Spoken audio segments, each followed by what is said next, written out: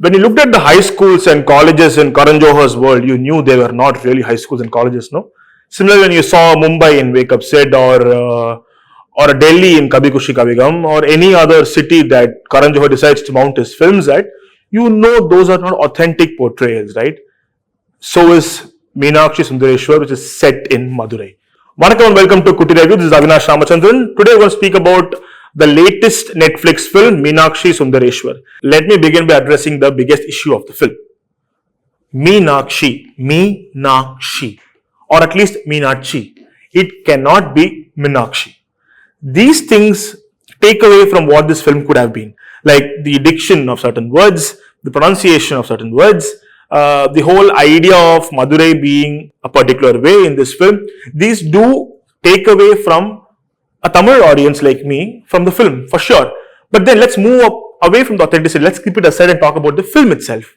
The film is about Sania Malhotra, Meenakshi, and Abhimanyu, who plays Sundareshwar. So the film is about a long distance relationship that happens because Sundareshwar, who is from a very toxic household, has to leave from the space to make a name for himself.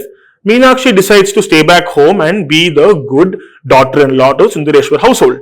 Again, when this happens, I liked how the writing is with respect to making Meenakshi a separate entity, because she has her own life. She decides what she wants to do. Of course, there are hindrances from the in-laws family, which she expertly manages till the breaking point. The wonderful scenes where she understands what kind of person he is because the way his parents speak about him in front of her. So these things are wonderfully understated. But the Sundareshwar character isn't really written very well. He is just allowed to be a soft, docile person who doesn't really have a say in a lot of things. But again, we also see how toxic those people can also be. I liked how the chemistry worked. I love how Sania Malhotra performed in this film. Abhimanyu did what he could with the role he was given. It was a wonderful to watch them play this young, in love or falling in love couple. The first kiss, the first hug, it's all very tender. It's wonderful to see those things accentuated by the beautiful music of Justin Prabhakaran. You see what authenticity can do to a film. When you hear the soundtrack, you know it is coming from someone who knows the milieu, who knows the kind of music sounds that this film deserves. Somewhere the level of authenticity that you see in the music is not seen in the film. But coming back to the film itself, we see a lot of other characters in the film, but none of them really register because there's a lot of dissonance from their characters. None of them are played by Tamil speaking people, and almost none of them are played by Tamil speaking people, and that really creates a kind of a separation from us and the characters and them and the characters. I sincerely hope Bollywood moves past this superstar Rajinikanth phenomenon, because it's doing a great disservice to the man himself.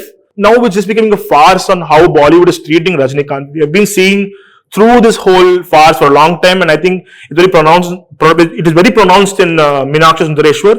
Meenakshi Sundareshwar.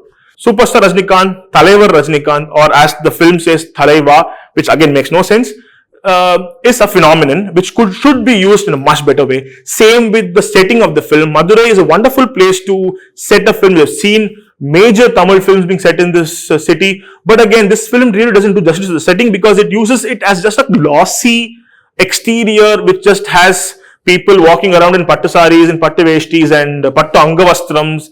No one in their homes 24/7 wears such dresses. Why couldn't just this be a film set in any other part of the country, and just because the film would have still worked because they were long distance.